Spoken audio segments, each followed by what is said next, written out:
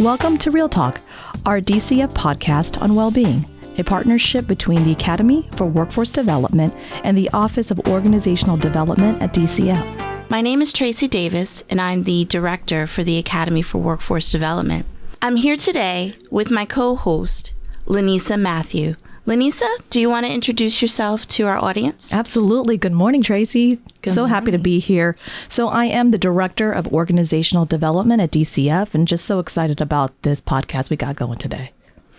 So just to kind of set the tone and let you know what we're planning over the next few weeks, we're putting together 4 distinct podcasts that you will have the ability to listen to at your own leisure. Today, we're going to focus on stress versus burnout. Our second session will focus on workplace connectedness. The third session is around compassion fatigue. And the fourth session will wrap us up and really give you information around resources for your life. So today, as we begin, I'm happy to introduce our partner, Stacie Watson. She's from the Transformative Leadership Strategies, and she'll be talking to you today about burnout. Stacie, thanks for joining us. You want to tell our audience a little bit about yourself? Thank you, Tracy. I am so excited to be here with you. So I am Stacie Watson, and I'm an owner and partner in an organization, Transformative Leadership Strategies, and we work with nonprofits all across New England. We focus on issues related to well-being, leadership development. We do a lot of coaching, training, and team building. And this topic of burnout is one that I'm really passionate about, so I'm really excited to be talking to you today about it. Excellent. We are so happy to have you here. And just so that our audience is aware, this whole idea around a podcast really generated from the training survey that many of you took last April. And the largest request over time had to deal with understanding and finding tips and strategies to address burnout. So we heard you, and this is our answer to hopefully help you navigate through these difficult times and walk away with strategies and an understanding of how you can take care of yourself a little bit better. So without further ado, I'll turn it over to Lenisa to begin our discussion with Stacie. Thanks so much, Tracy. So Stacie, what I'd love to do is really, if you can help us understand, perhaps even defining and sharing the differences between stress versus burnout. Could you help us understand that on a deeper level, please? Yeah, it's a great question, Lenisa. I think many of us sort of interchange those words, and we might say, oh, I'm so stressed, or I'm feeling burnt out. And what the research shows is that there really are some distinguishing characteristics between the two, and they're important because the way we might want to address them might be different. So when you're thinking about stress, you can think about stress as just too much, right? Too much on the plate, too long of a to-do list, not enough time and too much to get done. That feeling of overwhelm, I think we can all relate to that. We're coming into the holiday season, and I think we're definitely all going to probably have moments of stress. Yeah, absolutely. It's sort of just the overabundance of things that we feel need to be done. And maybe a feeling like I'm not quite sure how I'm going to be able to get it done. And the thing that's really interesting about stress is that most of the time we feel, if I could just knock 5 things off my list, I'll feel better. So there's sort of this capacity to sort of see the end, even in the middle of the overwhelm. So that's sort of stress. Oh, that's good. And I think we all experience it. So it's a really normal thing to have occur. And there are some definite ways that we can help ourselves, some strategies. We can do organization, chopping things into smaller tasks, those types of things. When it comes to burnout, it's almost the polar opposite. Burnout is sort of just a feeling of not enough. So whatever I do, it won't be enough. I do not have enough mental capacity to do another thing or take another step, or sometimes maybe even feel like getting off the couch, right? So it's this sort of lack of engagement. And the characterizing factor here is this sense that there may be a sense of such overwhelm and hopelessness that it's hard to sort of know how to move forward. And so coming out of 2+ years of a pandemic, and so many organizational staffing challenges and just so much that we've been dealing with, it seems that we've been hearing more and more from leaders in organizations as well as frontline staff that are talking about that feeling of just disengagement and sort of that feeling of not having enough. I appreciate you saying that, because that's actually where I wanted to go, which you just touched on, is that, have you heard this across your experiences working with different organizations and agencies that, is this a prevalent topic? So not just at DCF, but it's interesting that you just said that it is rampant across. And so if you could speak a little bit more to that, perhaps of how people have engaged you around this as well. Yeah, it's just so interesting. We've been doing the work that we do for around 5 years now, and we have noticed this phenomenon that we might have a conversation with one organizational leader, and then within a few days, we'll have an almost identical conversation with a completely different organizational leader. And I think it's because we are one humanity, and we are sort of all surviving and hopefully thriving, at least at times, collectively. And I think in these really challenging times that we've been experiencing, the way that manifests does sort of look and feel very similar. So absolutely. I mean, the work that you all do at DCF is God's work, from my humble opinion, and it's amazing. And there are lots of other organizations that are also doing amazing work. And the toll that it takes on the individual who shows up every day and puts on their badge and does what needs to be done, it's a really important kind of toll. And I think that's why we hear these common themes and this theme of burnout. And I just do believe that the pandemic has really contributed to this. No, I appreciate your real talk about what this has been and the impact it's had on everyone. Yeah. Okay. So that's interesting, Stacie, to be able to differentiate between the two. So are you able to provide our listeners with any sort of suggestions or tips on how to handle burnout? Yeah.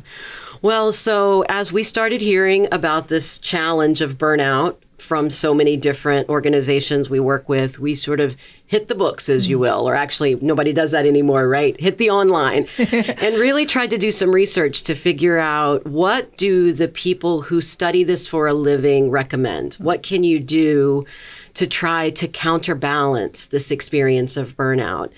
And unfortunately, there's not a magic wand around this. So I'll just say that right away. And what I will say, the first most important step is just recognizing it within ourselves, that we really begin to recognize that feeling of, I don't think I have the capacity to do one more thing, that capacity of just having run out of the juice, to keep going. So once we recognize that, then we can perhaps think about what we might do. And as we looked at these different researchers and different thoughts around what you can do to support yourself, the one word that came up over and over and over again was connection. That part of the experience of burnout is being disconnected. We often become very disconnected with our own selves, our bodies, our minds. We get perhaps more disconnected from the people that we love or the people that are around us. And so we began to really explore the idea, what would it look like if we just tried to reestablish some kinds of connection in a few different ways? That's and incredible. That's really what we have been focusing on. That's lovely. I believe you talked about the different ways in which you can connect. And so would you be able to tell us a little bit more about that? What does that look like? Sure. Yeah. Well, the first place always starts with ourselves, right? The one thing we have any control over is ourselves. And as we recognize that we're struggling in this way, it can be really important to just think about even simple things that help us come back into ourselves.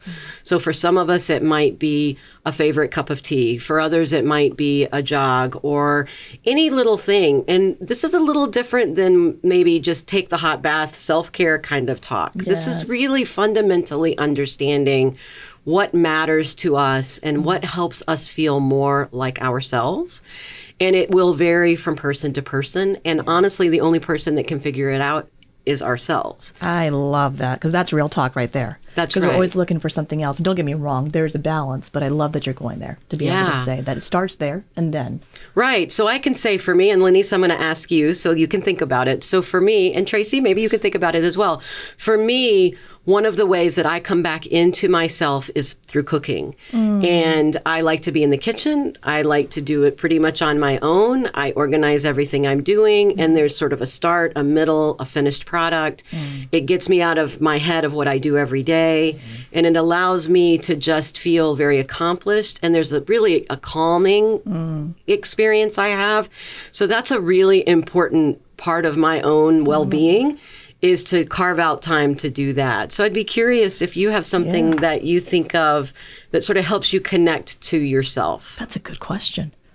All right. So I guess there's two things that come to mind immediately. One is a cup of coffee, which I know it sounds silly, but it is what sort of my poor kids and my husband, I tell them this is what I need before I start the day and take on whatever may come my way. Totally. The second thing is, by the end of the day, I know somewhere I need some quiet time for me. Yes. And that's something I just know. Even if I get it for 5 minutes, right. You know, we're all juggling so much with, you know, if you have a family or, you know, or if you're just the amount of work that's piled up on each of one of us. But I love the fact of, like, I know even if it's the drive home, it's That's my right. 5 minutes of silence. And so just to reorient myself. And so I'm really trying to work on that to maybe expand it a little bit longer, but I'll take what I can get. That's right. And I think I'm starting there, to your point of maybe the little goes a long way. And I learned that along the way. Yes. Versus I can't get it always in a longer stretch. That's that right. people may recommend, but you know, I'll take what I can get again. And there's real power in the intention of it. Yeah. So when you get in the car, if you sort of think to yourself, this is my quiet time, this is my time for me.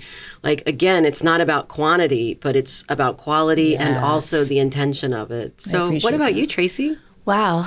I never really thought about it, but I guess I would have to say that I actually start my days in prayer. Like, the first thing I do in the morning is just say a little prayer. And I do feel it kind of centers me and calms me.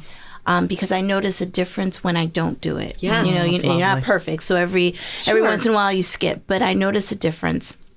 And then I'd have to say the other thing would be music. Music sends messages to me. So whether it's listening to gospel, whether it's listening to rhythm and blues, or for those of you who know me, I enjoy hip hop here and there. Like, listening to music centers me. Yes. So I would have to say it would be those two things. Yeah.